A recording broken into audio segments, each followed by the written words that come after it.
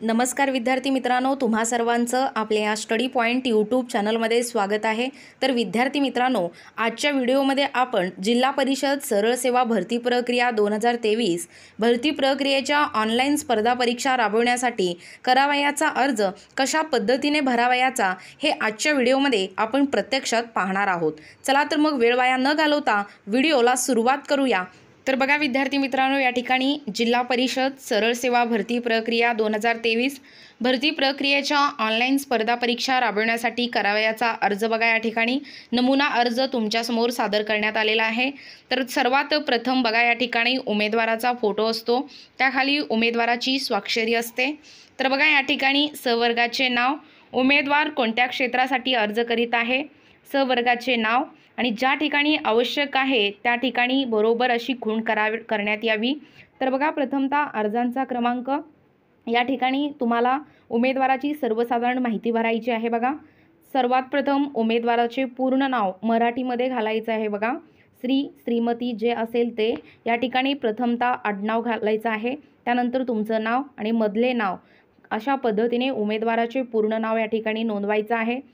त्यालाच इंग्रजीमध्ये खाली कॅन्डिडेट फुल नेम सांगण्यात आलेला आहे, खाली इंग्रजीमध्ये देखील तुम्हाला घालायचं आहे।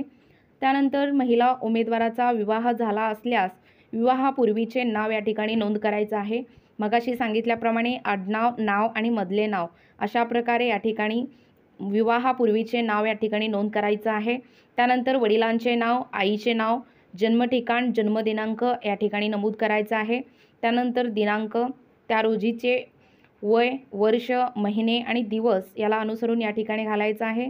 त्यानंतर लिंग कोणता आहे, पुरुष, महिला की तृतीयपंथी हेही या ठिकाणी नोंद करायचं आहे। त्यानंतर नागरिकत्व बघा, तुमचा जो काही संपूर्ण पत्ता आहे तो पत्ता ॲक्युरेट या ठिकाणी घालायचा आहे। त्यानंतर शहर, शहरनंतर जिल्हा आणि राज्य, त्यानंतर पिनकोड घालायचा आहे आणि स्वतःचा मोबाईल क्रमांक आणि ईमेल ॲड्रेस या ठिकाणी घालायचा आहे। त्यानंतर वैवाहिक स्थिती काय आहे, विवाहित आहे का अविवाहित आहे तेही या ठिकाणी नोंद करायचं आहे। उमेदवार लहान कुटुंब गटामध्ये मोडत आहे काय, किंवा लहान कुटुंब याचा अर्थ 2 अपत्ये यासह पती, पत्नी व पती असा आहे, असेल तर होय करायचं, नसेल तर नाही करायचं। ही झाली उमेदवाराची सर्वसाधारण माहिती। त्यानंतर बघा नागरिक, यामध्ये बघा उमेदवार महाराष्ट्राचा नागरिक आहे की नाही, असल्यास होय। त्यानंतर उमेदवार महाराष्ट्र कर्नाटक सीमा भागामधील महाराष्ट्र शासनाने दावा सांगितलेल्या 865 गावामधील उमेदवार आहे काय तेही या ठिकाणी नमूद करायचं आहे। त्यानंतर उमेदवार महाराष्ट्र कर्नाटक सीमा भागामधील उमेदवार असल्यास गावाचे नाव या ठिकाणी नोंद करायचं आहे। बघा खाली तक्त्यामध्ये गावाचे नाव, तालुका, जिल्हा आणि राज्य या ठिकाणी नमूद करायचं आहे। उमेदवाराकडे 865 गावामधील वास्तव्याचे सक्षम प्राधिकारी यांनी दिलेले प्रमाणपत्र आहे की नाही, असल्यास प्रमाणपत्र क्रमांक आणि दिनांक नोंद करायचा आहे। त्यानंतर बघा पेसा, उमेदवार महाराष्ट्राचा नागरिक आहे का नाही, जर असल्यास होय, नसल्यास नाही। उमेदवार टिंबटिंब जिल्ह्यातील अनुसूचित क्षेत्रामधील रहिवासी आहे काय, उमेदवाराकडे जिल्ह्यातील अनुसूचित क्षेत्रामधील स्थानिक अनुसूचित जमातीतील उमेदवार असल्यास पुरावा आहे काय, उमेदवार स्वतः किंवा त्यांचे वैवाहिक साथीदार किंवा त्यांचे आईवडील किंवा आजी आजोबा हे संबंधित जिल्ह्याच्या अनुसूचित क्षेत्रामध्ये 26 जानेवारी 1950 पासून सलग वास्तव्यास असल्यास पुरावा उमेदवाराकडे असणे आवश्यक असून तो कागदपत्र पडताळणीच्या वेळी सादर करणे बंधनकारक आहे। बघा या ठिकाणी स्थानिक अनुसूचित जमातीतील जे काही उमेदवार आहेत त्यांच्यासाठी पुरावा म्हणजे कागदपत्र पडताळणीच्या वेळीच ते सादर करणे बंधनकारक आहे। त्यानंतर अनुसूचित क्षेत्रामधील पुरावा असलेले प्रमाणपत्र, त्याचे क्रमांक आणि दिनांक या ठिकाणी नमूद करायचा आहे। त्यानंतर बघा मूळ प्रवर्ग व जात, बघा उमेदवाराचा मूळ प्रवर्ग निवडण्यात यावा, त्यात खुला भजक जात या ठिकाणी नमूद करायचा आहे। त्यानंतर बघा उमेदवार ज्या प्रवर्गातून अर्ज करण्यास इच्छुक आहे तो प्रवर्ग निवडण्यात यावा। तर बघा निवडीचा प्रवर्ग बघा खुला, वयोमर्यादा 40 आहे, भजक वयोमर्यादा 45 आहे। त्यानंतर अजा वयोमर्यादा 45, अज वयोमर्यादा 45, विजा वयोमर्यादा 45, बजब या ठिकाणी आहे वयोमर्यादा 45। त्यानंतर बघा विमाप्र वयोमर्यादा 45, सर्वच वयोमर्यादा आहेत बघा 45 पर्यंत। त्यानंतर बघा जात प्रमाणपत्र, उमेदवाराकडे जात प्रमाणपत्र आहे काय? असल्यास होय, नसल्यास नाही. असल्यास प्रमाणपत्र क्रमांक या ठिकाणी नोंद करायचा आहे आणि दिनांक देखील या ठिकाणी उमेदवारांनी नोंद करायचं आहे. त्यानंतर बघा जात वैधता प्रमाणपत्राबाबत सूचना बघा. उमेदवाराकडे जात वैधता प्रमाणपत्र आहे काय? असल्यास होय आणि असल्यास क्रमांक आणि दिनांक नोंद करणं गरजेचं आहे. त्यानंतर नॉन क्रिमिलियर बघा. उन्नत व प्रगत गटात मोडत नसल्याबाबतचे प्रमाणपत्र आहे काय? असल्यास प्रमाणपत्र क्रमांक आणि दिनांक या ठिकाणी नोंद करणं गरजेचं आहे. त्यानंतर बघा आत्महत्याग्रस्त शेतकऱ्यांचा पाल्य. तर बघा उमेदवार आत्महत्याग्रस्त शेतकऱ्यांचा पाल्य आहे काय? तर बघा आत्महत्याग्रस्त शेतकऱ्यांचा पाल्य म्हणजे महाराष्ट्र शासन महसूल व वन विभाग यांच्याकडील शासन निर्णय क्रमांक ACCY 1205 प्र 189 म 7 दिनांक 23 जानेवारी 2006 अन्वये गठीत करण्यात आलेल्या जिल्हाधिकाऱ्यांच्या अध्यक्षतेखाली जिल्हास्तरीय समितीने ज्या कुटुंबास शेतकऱ्यांच्या आत्महत्या प्रकरणी मदतीसाठी पात्र ठरवले असेल अशा कुटुंबातील मृत शेतकऱ्यांचा पाल्य किंवा पत्नी, मुलगे मुलगी होय असल्यास होय किंवा नाही म्हणून या ठिकाणी नमूद करायचं आहे. जर असल्यास सक्षम प्राधिकाऱ्यांचे प्रमाणपत्र क्रमांक आणि दिनांक या ठिकाणी नमूद करायचा आहे. त्यानंतर बघा उमेदवार आर्थिकदृष्ट्या दुर्बल घटक आरक्षणाचा लाभ घेऊ इच्छित आहे काय? असल्यास होय. तर असल्यास आरक्षणाचे प्रमाणपत्र क्रमांक आणि दिनांक या ठिकाणी नमूद करायचा आहे. त्यानंतर बघा उमेदवाराचे मार्च 2019च्या जाहिरातीप्रमाणे सरळ सेवा भरती प्रक्रियेमध्ये अर्ज सादर केला होता काय? केला असेल तर होय, नसेल तर नाही. उमेदवाराचे मार्च 2019च्या जाहिरातीप्रमाणे सरळ सेवा भरती प्रक्रियेमध्ये एकूण किती अर्ज सादर केले होते तेही या ठिकाणी नमूद करायचं आहे. बघा उमेदवाराने मार्च 2019च्या जाहिरातीप्रमाणे सरळ सेवा भरती प्रक्रियेमध्ये अर्ज सादर करताना भरलेली एकूण फी नमूद करावी. बघा या ठिकाणी 2019च्या जाहिरातीप्रमाणे जी काही तुम्ही सरळ सेवा भरती प्रक्रिया अर्ज सादर केलेला होता त्या अर्ज सादर करताना भरलेली जी एकूण फी आहे तीही या ठिकाणी तुम्ही रक्कम स्वरूपात नमूद करायचं आहे. त्यानंतर बघा महिला समांतर आरक्षणाचा लाभ घेऊ इच्छित आहात का? जर घेणार असेल तर तुम्ही होय म्हणून नोंद करा. उमेदवार महिला आरक्षणाचा लाभ घेऊ इच्छित आहे का? उन्नत व प्रगत गटात मोडत नसल्याबाबतचा प्रमाणपत्र आहे काय? उन्नत व प्रगत गटात मोडत नसल्याबाबतचे प्रमाणपत्र किंवा क्रमांक आणि दिनांक या ठिकाणी नमूद करायचा आहे. त्यानंतर बघा माजी सैनिकांसाठी काय आहे? उमेदवार माजी सैनिक आरक्षणाचा लाभ घेऊ इच्छित आहे काय? जिल्हा सैनिक बोर्ड येथे नोंद केलेचे प्रमाणपत्र आहे काय? किंवा जिल्हा सैनिक बोर्ड येथे नोंद केलेचे प्रमाणपत्र क्रमांक आणि दिनांक या ठिकाणी नमूद करणं गरजेचं आहे.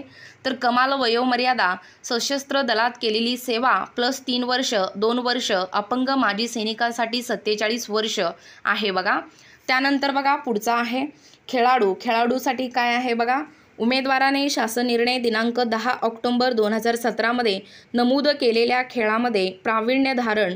तर बघा होय किंवा नाही. जर तुम्ही 10 ऑक्टोबर 2017 मध्ये उमेदवाराने शासन निर्णयानुसार नमूद केलेल्या खेळामध्ये प्रावीण्य धारण केलेला असाल तर होय म्हणून नोंद करा. उमेदवाराच्या खेळाचा स्तर कोणता आहे? राज्यस्तरीय आहे, राष्ट्रीय स्तर आहे किंवा आंतरराष्ट्रीय स्तरावर आहे तेही या ठिकाणी नमूद करायचं आहे. त्यानंतर तुमच्या खेळाचा प्रकार कोणता आहे तोही या ठिकाणी नमूद करायचा आहे. उमेदवाराकडे खेळामध्ये विशेष प्रावीण्य मिळवल्याचे प्रमाणपत्र आहे काय? विशेष प्रावीण्य मिळवलेल्या खेळाचे प्रमाणपत्र क्रमांक आणि दिनांक या ठिकाणी नमूद करायचं आहे. उमेदवाराने खेळाचे प्रमाणपत्र आयुक्त क्रीडा व युवक सेवा पुणे यांच्याकडून पडताळणी करून घेतले आहे काय? पडताळणी करून घेतले नसल्यास आयुक्त क्रीडा व युवक सेवा पुणे यांच्याकडून तपासणीसाठी सादर केले आहे काय? आणि असल्यास सादर केलेल्या पोहोचपावतीचा तपशील क्रमांक आणि दिनांक या ठिकाणी नमूद करणं गरजेचं आहे. हे कोणासाठी? तर खेळाडू यांच्यासाठी. त्यानंतर बघा कमाल वयोमर्यादा आहे 45 वर्ष. त्यानंतर बघा आता प्रकल्पग्रस्तांसाठी काय आहे नमूद? उमेदवार प्रकल्पग्रस्त आरक्षणाचा लाभ घेऊ इच्छित आहे काय? उमेदवाराकडे प्रकल्पग्रस्त प्रमाणपत्र आहे काय? प्रकल्पग्रस्त प्रमाणपत्र क्रमांक आणि दिनांक या ठिकाणी नमूद करायचा आहे. उमेदवाराचे कुटुंबातील कोणीही सदस्यांनी यापूर्वी सदर प्रमाणपत्राच्या आधारे शासकीय सेवेत नोकरी मिळविण्यासाठी लाभ घेतला आहे काय?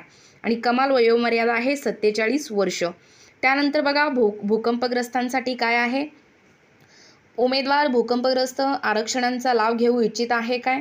उमेदवाराकडे भूकंपग्रस्त प्रमाणपत्र आहे काय? भूकंपग्रस्त प्रमाणपत्र क्रमांक आणि दिनांक या ठिकाणी नोंद करायचा आहे। उमेदवाराचे कुटुंबातील कोणीही सदस्यांनी यापूर्वी सदर प्रमाणपत्राच्या आधारे शासकीय सेवेत नोकरी मिळवण्यासाठी लाभ घेतला आहे काय? असेल तर होय किंवा नाही। कमाल वयोमर्यादा आहे 47 वर्ष। त्यानंतर बघा अंशकालीनसाठी काय आहे नमूद करण्यात आलेलं आहे। उमेदवार अंशकालीन आरक्षणाचा लाभ घेऊ इच्छित आहे काय? असल्यास होय। उमेदवाराने शासकीय कार्यालयामध्ये नियमित 3 वर्ष मानधनावर सेवा केली आहे काय? नियमित 3 वर्ष मानधनावर सेवा केली असल्यास सेवेचा तपशील या ठिकाणी नमूद करायचा आहे बघा अंशकालीनसाठी। तर त्या कार्यालयाचं नाव आणि सेवा कालावधी किती दिवसाचा होता तोही या ठिकाणी नमूद करणं गरजेचं आहे। तर बघा रोजगार मार्गदर्शन केंद्रामध्ये नोंद केल्याचे प्रमाणपत्र, जर प्रमाणपत्र असेल तर त्याचा क्रमांक आणि दिनांक या ठिकाणी नमूद करायचा आहे आणि यांच्यासाठी कमाल वयोमर्यादा आहे 57 वर्ष। त्यानंतर बघा पुढचा बघा काय आहे अनाथासाठी बघा उमेदवार अनाथ आहे का? असल्यास संस्थात्मक अनाथ आहे का तेही या ठिकाणी नमूद करायचं आहे। संस्थाबाह्य अनाथ आहे का किंवा संस्थात्मक अनाथ आहे तेही या ठिकाणी होय नाही मध्ये नमूद करायचं आहे। उमेदवाराकडे महिला व बाल विकास विभागाकडून देण्यात आलेले अनाथ प्रमाणपत्र आहे काय? असल्यास त्या प्रमाणपत्राचं क्रमांक आणि दिनांक या ठिकाणी नमूद करायचं आहे। त्यानंतर बघा या अनाथांसाठी कमाल वयोमर्यादा आहे 45 वर्ष। त्यानंतर बघा दिव्यांगासाठी काय नमूद करण्यात आलेलं आहे 2023च्या सरळ सेवा भरतीमध्ये उमेदवार दिव्यांग आहे का तेही या ठिकाणी नमूद करायचं आहे अर्ज करत असताना। असल्यास दिव्यांगाचा प्रकार कोणता आहे? दिव्यांग असल्यास त्याचा प्रमाणपत्र क्रमांक, दिनांक आणि दिव्यांगत्वाची टक्केवारी किती आहे तेही या ठिकाणी नोंद करणं गरजेचं आहे। आणि उमेदवाराकडे UDID कार्ड आहे काय? दिव्यांग उमेदवारा परीक्षेसाठी लेखनिक घेऊ इच्छित आहे का हे या ठिकाणी तुम्हाला नमूद करायचं आहे बघा। उमेदवाराला स्वखर्चाने स्वतःच्या लेखनिकांची व्यवस्था करावी लागेल। जर तुम्ही दिव्यांग असाल तर तुम्हाला परीक्षेसाठी जाताना लेखनिक घेऊ इच्छित जाणार असाल तर तुम्हाला म्हणजेच स्वतः उमेदवाराला स्वखर्चाने स्वतःच्या लेखनिकांची व्यवस्थाही करावी लागणार आहे। तर बघा या ठिकाणी लेखनिकाची माहिती देखील या ठिकाणी नोंद करायचं आहे। लेखनिकांचे नाव, त्यांचा संपूर्ण पत्ता, त्याचं वय आणि त्याचं शिक्षण आणि जन्मदिनांक या ठिकाणी नमूद करायचं आहे। तर कमाल वयोमर्यादा आहे 47 वर्ष। त्यानंतर बघा शासकीय कर्मचाऱ्यांसाठी उमेदवार शासकीय कर्मचारी आहे काय? असल्यास कार्यालयाचं नाव आणि पदनाम या ठिकाणी नोंद करायचं आहे। उमेदवाराने तो ज्या शासकीय कार्यालयात कार्यरत आहे त्या कार्यालय प्रमुखाची परवानगी घेतली का? सेवा पूर्ण केलेचा कालावधी त्यातल्या त्यात वर्ष, महिने, दिवस नमूद करायचा आहे। आणि कमाल वयोमर्यादा आहे शासकीय कर्मचाऱ्यांसाठी 47 वर्ष। त्यानंतर बघा पुढचा आहे उमेदवार ज्या पदासाठी अर्ज करीत आहेत त्या पदाची दिनांक या ठिकाणी नोंद करायचा आहे। रोजी आवश्यक ती सर्व अर्हता धारण करीत आहे काय? तर बघा या ठिकाणी शैक्षणिक अर्हता काय आहे सरळ सेवा झडपी भरतीसाठी? शैक्षणिक अर्हता बघा या ठिकाणी 10वी, 12वी, पदवी का पदवी इतर म्हणजे या शैक्षणिक अर्हता, एकूण गुण, प्राप्त केलेले गुण, टक्केवारी आणि उत्तीर्ण वर्ष या ठिकाणी तुम्हाला नमूद करायचं आहे। त्यानंतर बघा विस्तार अधिकारी म्हणजे सांख्यिकी उमेदवाराने ज्या पदासाठी ड्रॉपडाऊनमधील पदांची निवड केली आहे त्या पदाची शैक्षणिक अर्हता या ठिकाणी नमूद करायचं आहे। तर बघा उमेदवार ज्या पदासाठी अर्ज करीत आहे त्या पदासाठीची शैक्षणिक अर्हता धारण केली आहे की नाही? तर बघा शैक्षणिक अर्हता आहे एकूण गुण, प्राप्त केलेले गुण आणि टक्केवारी। उमेदवार पदवीधर आहे काय? असल्यास उमेदवाराकडे नमुना सर्वेक्षणाचा अनुभव आहे काय? उमेदवार स्नातकोत्तर, पदव्युत्तर पदवी म्हणजे पोस्ट ग्रॅज्युएशन केलेले आहे काय? उमेदवार ज्या पदासाठी अर्ज करीत आहे त्या पदासाठीची शैक्षणिक अर्हता धारण केली आहे काय? शैक्षणिक अर्हता, एकूण गुण, प्राप्त केलेले गुण आणि टक्केवारी या ठिकाणी तुम्हाला कनिष्ठ सहाय्यकमध्ये नोंद करायचं आहे। त्यानंतर कनिष्ठ लेखाधिकारीबाबत बघा उमेदवार ज्या पदासाठी अर्ज करीत आहे त्या पदासाठीची शैक्षणिक अर्हता धारण केली आहे काय? केली आहे असेल तर होय। त्यानंतर बघा शैक्षणिक अर्हता, एकूण गुण आणि प्राप्त केलेले गुण, टक्केवारी या ठिकाणी नमूद करायचं आहे। उमेदवाराकडे कोणतेही सरकारी कार्यालय, व्यापारी भागीदार संस्था अथवा स्थानिक प्राधिकरण यातील किमान 5 वर्षाचा अखंड सेवेचा अनुभव आहे काय? होय किंवा नाही? तर बघा कनिष्ठ सहाय्यक लेखामध्ये काय नमूद करण्यात आलेलं आहे? एकूण शैक्षणिक अर्हता, एकूण गुण, प्राप्त केलेले गुण आणि टक्केवारी नमूद करायचं आहे। त्यानंतर वरिष्ठ सहाय्यक लेखामध्ये देखील शैक्षणिक अर्हता, एकूण गुण, प्राप्त केलेले गुण, टक्केवारी त्यानंतर आरोग्यसेवक 50%, याहीमध्ये तुम्हाला शैक्षणिक अर्हता, एकूण गुण, प्राप्त केलेले गुण आणि टक्केवारी या ठिकाणी नमूद करायचं आहे। तर कमाल वयोमर्यादा आहे 47 वर्ष। उमेदवाराकडे राष्ट्रीय मलेरिया प्रतिरोधक कार्यक्रमाअंतर्गत हंगामी क्षेत्र कर्मचारी म्हणून 90 दिवसाचा फवारणी कामाचा अनुभव आहे काय, हे विचारण्यात आलेलं आहे। त्यानंतर बघा आरोग्यसेवक 40%, तर बघा याहीमध्ये शैक्षणिक अर्हता, एकूण गुण, प्राप्त केलेले गुण आणि टक्केवारी विचारण्यात येतात।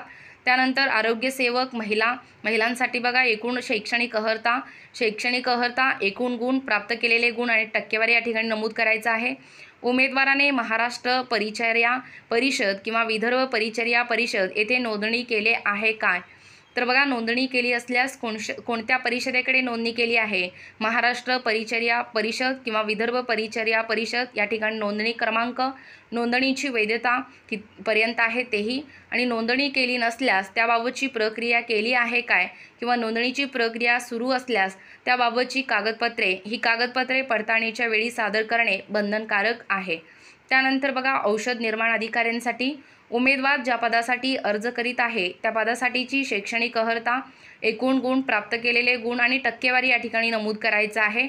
उमेदवार औषधशाळा अधिनियम 1948 साली नोंदणीकृत आहे काय, असल्यास नोंदणी क्रमांक आणि दिनांक या ठिकाणी नोंद करायचा आहे। त्यानंतर बघा प्रयोगशाळा तंत्रज्ञानासाठी काय आहे, उमेदवार ज्या पदासाठी अर्ज करीत आहे त्या पदाचं शैक्षणिक अर्हता, नंतर एकूण गुण, प्राप्त केलेले गुण आणि टक्केवारी नमूद करायचं आहे। पशुवध पर्यवेक्षक बघा अशा पद्धतीने जे काही या ठिकाणी विस्तार अधिकारी शिक्षण म्हणा, विस्तार अधिकारी कृषी, त्यानंतर कनिष्ठ आरेखक म्हणा, कनिष्ठ अभियंता, स्थापत्य अभियांत्रिकी सहाय्यक म्हणा, त्यानंतर रिगमन, त्यानंतर पर्यवेक्षिका, कंत्राटी ग्रामसेवक, लघुलेखक उच्च श्रेणी, लघुलेखक निम्न श्रेणी, त्यानंतर जोडारी, वरिष्ठ यांत्रिकी, त्यानंतर कनिष्ठ यांत्रिकी, तारतंत्री, त्यानंतर आरोग्य पर्यवेक्षक, आरेखक, संगणक, पर्यवेक्षिका, कनिष्ठ अभियंता यांत्रिकी, कनिष्ठ अभियंता विद्युत, त्यानंतर लघु टंकलेखक यांत्रिकी, त्यानंतर स्थापत्य अभियांत्रिकी सहाय्यक, सहाय्यक आवेदक, या सर्व जे काही पदे आहेत त्यांची शैक्षणिक अर्हता आणि तांत्रिक अर्हता, प्राप्त केलेले गुण, एकूण गुण आणि टक्केवारी या ठिकाणी नमूद करायचं आहे। त्यानंतर बघा आरोग्यसेवक 50%, आरोग्यसेवक 40%, त्यानंतर आरोग्यसेवक महिलांसाठी देखील या ठिकाणी एकूणच म्हणजेच शैक्षणिक अर्हता, एकूण गुण आणि प्राप्त केलेले गुण, टक्केवारी या ठिकाणी नमूद करायचं आहे। त्यानंतर बघा MSCIT, त्यानंतर टंकलेखन, लघुलेखन याबाबत देखील या ठिकाणी माहिती देण्यात आलेली आहे। तेही या ठिकाणी प्रमाणपत्र क्रमांक, दिनांक या ठिकाणी नमूद करायचं आहे। त्यानंतर बघा ऑनलाईन स्पर्धा परीक्षेसाठी परीक्षा केंद्राबाबत द्यावयाचा प्राधान्यक्रम तुम्हाला द्यायचा आहे 1 ते 6 मध्ये। त्यानंतर बघा जातीचा प्रवर्ग निवडल्यानुसार फी आकारण्यात येणार आहे। तर बघा खुल्या प्रवर्गासाठी किती आहे, 1000 फी आकारण्यात येईल आणि मागासवर्गीय प्रवर्गासाठी बघा 900 फी आकारण्यात येणार आहे। तर बघा ऑनलाईन स्पर्धा परीक्षेसाठीचा जो काही परीक्षा शुल्क आहे ते बघा खुल्या प्रवर्गासाठी आत्ता सांगितल्याप्रमाणे 1000 रुपये आहे, राखीव प्रवर्गासाठी 900 रुपये आहे आणि माजी सैनिकांसाठी शुल्क हे नाही। तर तुम्ही वरील पद्धतीने परीक्षा शुल्क भरण्यासाठी पर्याय या ठिकाणी आहे तुम्हाला credit card, debit card, internet banking आणि UPIच्या द्वारे तुम्ही पेमेंट करू शकता। त्यानंतर घोषणापत्र काय आहे बघा सर्वात शेवटी, मी घोषित करतो किंवा करते की मी अर्ज करण्यापूर्वी सरळ सेवा भरती प्रक्रिया 2023 बाबत प्रसिद्ध करण्यात आलेली जाहिरात पूर्णपणे वाचली असून जाहिरातीमध्ये नमूद केलेली शैक्षणिक अर्हता, तांत्रिक अर्हता धारण करीत असलेली मी खात्री केली आहे। तर बघा जाहिरातीमध्ये नमूद केलेल्या पदांची मी पूर्णपणे खात्री केली असून त्यानुसार अर्ज सादर करीत आहे। तर बघा जिल्हा परिषद डॅशकडील सरळ सेवा भरती प्रक्रिया 2023 अंतर्गत भरती प्रक्रियाच्या डॅश या पदाच्या ऑनलाईन स्पर्धा परीक्षेकरता मी अर्ज सादर करीत असून अर्जामध्ये भरलेली माहिती अचूक व माझ्या कागदपत्रानुसार आणि माझ्या माहितीनुसार बरोबर व खरी आहे। तर मी भरलेली माहिती खोटी असल्याचे सिद्ध झाल्यास जिल्हा परिषद यांना माझा अर्ज नाकारण्याचा किंवा खोटी माहिती सादर केल्याबद्दल माझ्या विरुद्ध कायदेशीर कारवाई करण्याचा अधिकार आहे। मी असेही जाहीर करतो किंवा करते की माझ्या विरुद्ध गैरवर्तनाचा कोणताही आरोप नाही। त्याचबरोबर नैतिक अधपतन असलेल्या कोणत्याही गुन्ह्यासाठी मला कधीही दोषी ठरवण्यात आलेले नाही। भरती प्रक्रियेबाबत प्रसिद्ध झालेल्या जाहिरातीमध्ये नमूद केलेली अर्हता व पद उपलब्ध असल्याची खात्री करून मी अर्ज करीत आहे। त्यामुळे अर्हता पूर्ण न करणारे व पद उपलब्ध नसताना त्या आरक्षणासाठी प्राप्त झालेले अर्ज बाद करण्यात येतील व त्यासाठी भरलेले शुल्क कोणत्याही परिस्थितीत परत मिळणार नाही याची पूर्णपणे माहिती आहे। तर बघा, या ठिकाणी स्थळ आणि दिनांक, उमेदवाराची स्वाक्षरी आणि उमेदवाराचे नाव या ठिकाणी नोंद करायचं आहे। अशा पद्धतीने शेवटी तुम्हाला एक घोषणापत्र लिहून द्यायचं आहे। तर विद्यार्थी मित्रांनो, अशा पद्धतीने या ठिकाणी एकूणच सरळ सेवा झडपी जी काही भरती आहे, भरती प्रक्रिया, एकूणच जिल्हा परिषद सरळ सेवा भरती प्रक्रिया 2023 भरती प्रक्रियेच्या ज्या काही ऑनलाईन स्पर्धा परीक्षा राबवण्यात येणार आहे त्या परीक्षेसाठी करावयाचा जो काही अर्जाचा फॉर्म असतो तो अशा पद्धतीने असतो। एकूणच तुम्हाला या फॉर्मच्या माध्यमातून फॉर्म कसा भरायचा आणि कोणकोणते कागदपत्रे जे की सरळ सेवा भरती प्रक्रिया 2023 साठी लागणारे आहेत तेही माहिती तुम्हाला या व्हिडिओच्या माध्यमातून मिळालेली आहे। तर अशा पद्धतीने सर्व आवश्यक कागदपत्रे जवळ ठेवा, जेणेकरून खूप मोठी मेगा भरती सरळ सेवा भरती प्रक्रिया ही होणार आहे। तर 75व्या अमृत महोत्सवानिमित्त ही भरती होणार आहे। त्यामुळे तुम्हाला आपल्या स्टडी पॉइंट या यूट्यूब चॅनलच्या माध्यमातून खूप खूप शुभेच्छा। तर विद्यार्थी मित्रांनो, तुम्ही जर आपल्या चॅनलवर नवीन असाल तर आपल्या चॅनलला लगेचच लाईक आणि सबस्क्राईब करायला विसरू नका। भेटूया अशाच पुढच्या नवीन व्हिडिओमध्ये। तोपर्यंत धन्यवाद।